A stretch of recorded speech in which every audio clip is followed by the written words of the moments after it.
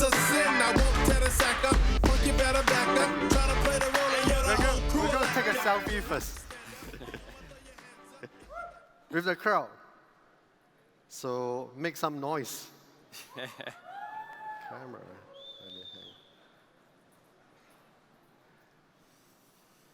All right, 1, 2, 3, guys. I'm trying to take everyone. All right, thanks. Big crowd. I'm sure all of you are very envious of me here, sitting opposite Pierre Gashley.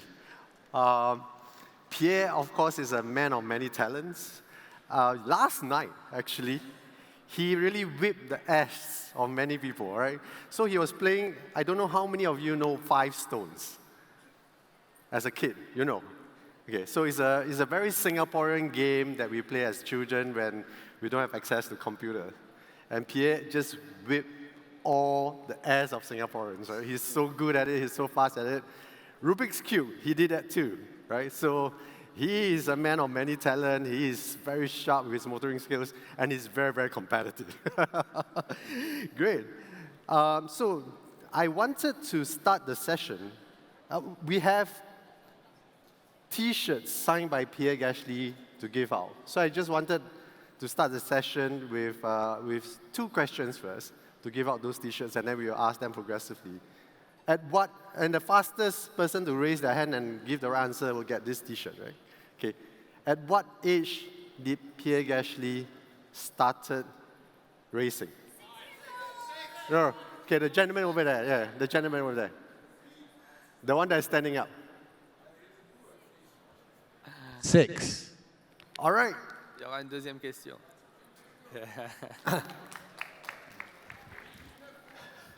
Okay, and this question I asked Pierre just before the event, right? Which is Pierre's favorite racing circuit in the world? I'm going to give you 4 choices. You don't need a choice. Okay, you go ahead.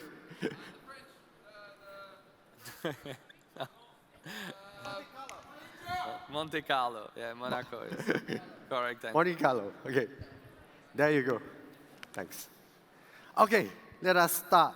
So, thanks for being here again. Yeah, it's a great pleasure.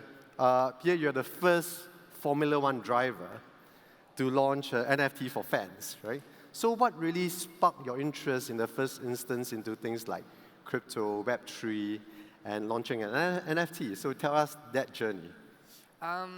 Yeah, it's a journey that started for me at the start of 2021.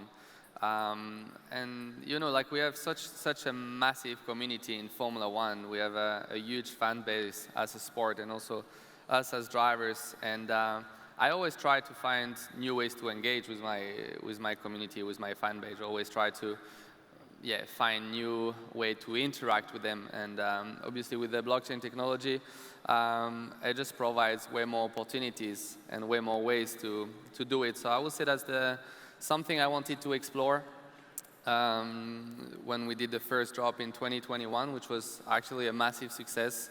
I must say I was very positively surprised because it was a sort of first tryout, which turned to be very positive, and all the fans loved it. And I would say that was the main idea behind it, to find ways to engage with my fan base. That sounds very good. And for those that do not know, you were directly involved in delivering the utility for the Alpine fan tokens for Binance, right? And what are your thoughts? You mentioned briefly in passing, but what are your thoughts in terms of the utility as well as the access that all these fan tokens bring to the fans, firstly? And then secondly, how does it change or how does it shape the relationship between sports person, a driver like yourself, and the fans on the other side of the fence? Well, I will say that it's very important and very positive today. You know, as a sport person and also as a team, you always try to, as I mentioned, find ways to get our fans on board on the journey, because a sport at the end is entertainment. Without the fans being part of it, sport doesn't exist, you know. So we are in a very lucky position, but we gotta entertain and get them on board, and that's what we managing to do with the blockchain. By giving experience through this Alpine fan token, we get them on board, we engage them through the platform. You got different level of rewards, and you get up to a live experience driving a Formula One car in Paul Ricard on the French track, which is one of my favorite. Not my favorite, but one of my favorites. And that sort of experience, we get virtual Q&As or sort of meet up with these fans. So just providing live experiences through the Alpine fan token. Yeah. So I'm just going to move slightly different gear into racing, and then I'll move back to technology. So other than plenty of talent, it takes years of hard work, commitment, perseverance to reach the top echelon where you are, right? So what brings you here, and what motivates you to bring you here, and what continue to motivate you? And for you, how would you define success? Well, that's a very deep question.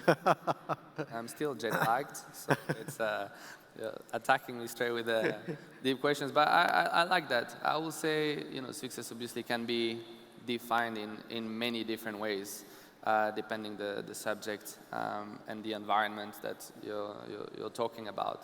But I will say what got me here, I will say, is definitely my mindset, mentality.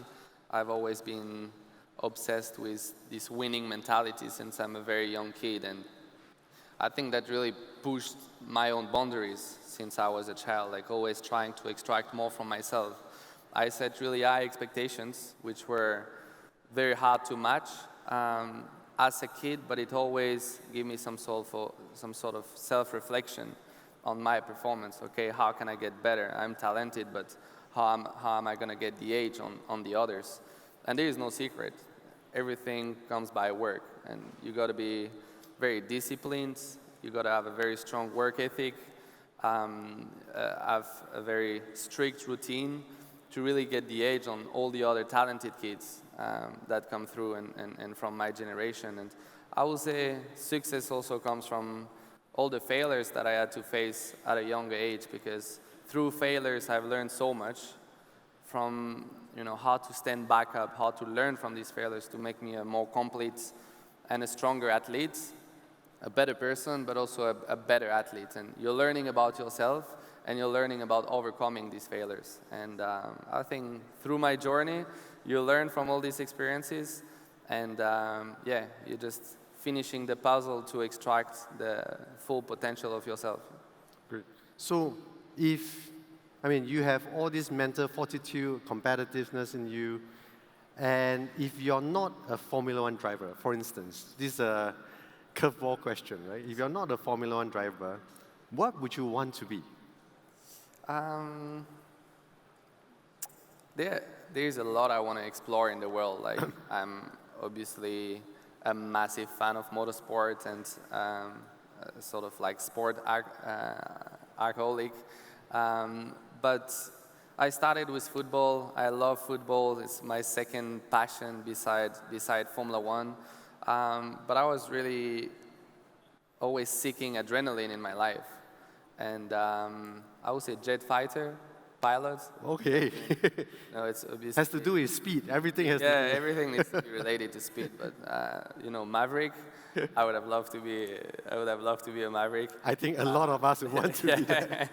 So yeah, that was definitely something that I was keen on trying, and I hope I get the chance to experience the feeling of speed inside a jet fighter, and also astronaut. So again, related to speed. Yes. You gotta go fast. I think I'm definitely addicted to that sort of feeling. Higher, faster, quicker, right? I'm going to ask 2 more questions about Pierre, right? So get ready. Which circuit did Pierre first got his first podium finish? The lady over there. Monza. Podium, not win. Monza, Italian Grand Prix. That was my first victory, but wasn't my That's first the podium. first victory, not first podium finish. Wrong answer. Sorry? Brazil. No. Yeah, Brazil is the correct answer. Brazil, Interlagos. Is it? Is it? Yeah. That's the correct one? Yeah, yeah. Okay. 90. Thank you. Okay. Where did he win his first Grammy? He really He's wants fast. his t-shirt. I think he deserves it. He's fast. He's He's really- deserving. All right. So let's continue. So we discussed a bit about racing. We discussed a bit about your journey and your view of things like Web3, etc.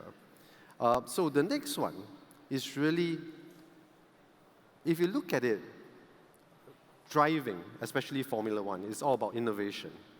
Other than the talent and the competitiveness of the driver, is really about, there's a lot of innovation. There's a lot of technology involved. And a lot of those technologies subsequently got filtered into the mass-produced cars, but it takes a couple of years. What are you seeing in the Web3 space or in the NFT or fan token space that you see lies a good future in terms of mass adoption for the future, right? Well, I think, as you mentioned, obviously F1 is, massive into innovation. Down the line, everything we're finding in terms of technology in Formula One is bringing into the mass market, into the all-day car that you find. Hybrid system was first developed in Formula One. Electric system that you find in these days cars are developed through motorsport. So yes, there's a real correlation. And then, to follow on the Web3, I think it just opens billions of opportunities. And just looking from when it started, when I started looking into it, and where we are now in 2023, you just see all the development, all the evolution in terms of possibilities, opportunities for entrepreneurs, creating new businesses through blockchains and Web3. All actual companies resolving millions of solutions, finding solutions to their daily problems that you can face. And I think it's, we haven't seen, obviously, anywhere near the full potential of what the blockchain and the technology can bring to our to the world and in terms of solutions. But it's definitely bringing solutions to current problems we're facing or future problems we will have. I'm not quite sure how many of you know about this, but Pierre has recently partnered Binance on a very exciting helmet design contest, right? And the response has been overwhelming. I'm not quite sure whether any of you have submitted that helmet design yet, but Pierre, I think you're going to wear the winning helmet at the final Grand Prix of the year, the Abu Dhabi Grand Prix. Yeah. So if you have not, please do so. Tell us the significance of that particular design contest, right? And why are you passionate about this competition on this front? Helmet design, it's very personal as a driver. We have the livery of the team on the car. We got the race suit from the team, but the only personal item we have where we can have an impact to stand out compared to our teammates or the rest of the grid is our helmet design. And since I was a child, I always loved to take like a piece of paper and sort of draw and come up with all sort of designs. And I remember watching Formula One back in early 2000, and remember Michael Schumacher with a like a very reddish helmet in these years in Ferrari. Senna had a very full yellow helmet back then, and I feel it's very personal. And now we got the chance to have so many races that I stick to one standard design for most of the race. But 4 or 5 times a year, I like to come up with something a bit more either flashy or a bit more to pass some message through the helmet or dedicate it to a person or work with charity, or basically use that personal item for good use. And it's also, you always get great ideas from the fans. They're so active. I have something in mind, but I love to explore and see what people come up with, because sometimes it's so different than what I would think of or what I would imagine. but I actually like it. And for a one-off race, I find it really cool. And again, I talk about engaging with my fan base. I think it's another great way of doing it. So stay tuned for those looking to participate in that design contest. I believe it's still open. I'm not quite sure, but I believe it's still open. So may the best design win. And we are looking forward to seeing that winning helmet in Abu Dhabi. Coming back to Singapore, this is your how many time visiting Singapore? I think I first came in 2015. Okay. So it has been I didn't have any beard. I still don't have much, but it has grown over the years. And you're telling a Chinese that, Chinese have very little facial hairs. But coming back to Singapore, the Singapore night race, right? This is going to be an exciting race. Why is it challenging for you, the Singapore night race, and what are you looking forward to during the race? Well, first of all, I hope I'm going to see you guys cheering for Alpine and for my team over the weekends. I think it's probably fair to say it's the most challenging weekend of the season. For two reasons. It's extremely hot and extremely humid. So inside the cars, once you put the race suits, fireproof underwear, balaclava helmets, it reaches up to 50, 55 degrees inside the car. So for 2 hours, it feels like you're inside a sauna, literally performing, at full speed. So it's the race where we lose the most weight. So by the end of the race, I'll be 3-4 kilos down. Ooh. Very good for diet. If you're looking to lose any weight, it's very. I should try that sometime. but it's just the cognitive challenge and mental challenge of staying focused. We're still going through these streets, over 300 kph, and you can't do any mistakes. If you miss your braking point by a tenth of a second, you're crashing in the wall. So you got to be extremely precise. It's a very twisty track, which is one of the reasons why one of my favorites, to be fair. A lot of corners, a lot of rhythm. Street track means more danger, so more adrenaline, which leads into more excitement for myself. And also for the on the mechanical side, for the teams, it's very difficult track to set up the car properly. Car is bouncing, a lot of bumps.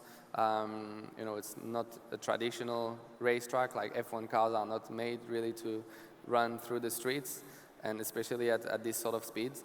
But it makes it a great challenge for all of us, and really, really excited about it. That's great. And F1 has one of the fastest growing sports fan base globally, right? So if you watch F1, you have very passionate and enthusiastic fans like some of them in the crowd today. What do you see? I mean, what excites you the most about being involved in F1? And how do you see the future developing for F1? I mean, it's absolutely amazing to be in Formula One at the moment. The sport is booming all over the world. We are seeing it every Grand Prix we're going to. We are sold out everywhere. Netflix, for the ones who watch the show, just brought a huge exposure to our sports, and kind of more like behind the scenes and showing a bit more about the personalities of the drivers, because obviously you see us with I think probably most of the people don't even know what I look like. They know what I look like with my helmet and race suit, but you're not used to see the drivers outside their race cars. And we're obviously humans like everyone else. And I think they really managed to put the spotlight on our personalities as driver and as athletes. And people jumped on board, and we can see it. So many people showing up to all our Grand Prix, and we need them. We need them. Without them, as I mentioned, there will not be any sport, or the sport will be very different. So no, I still think it's gonna grow. But at the moment, I must say I'm enjoying it fully. It's the fastest car in the world, racing, around the world in the best racetracks in the world. So, I'm lucky enough to, be part of it. And I don't even want to call it a job, because it's so much fun. Like I'm loving so much what I'm doing that I don't think it's fair to call it a job. But it's definitely an amazing time to be part of Formula One. That's great to hear. We are running out of time, but just one last question, right? What advice would you give young and old aspiring people that wish to ultimately be in Formula One as a driver? You said young crowd. You said young crowd or most of Both young and old, right? Yeah. Well, if you're over 20 years old, I'm sorry to tell you, you're a bit late to start.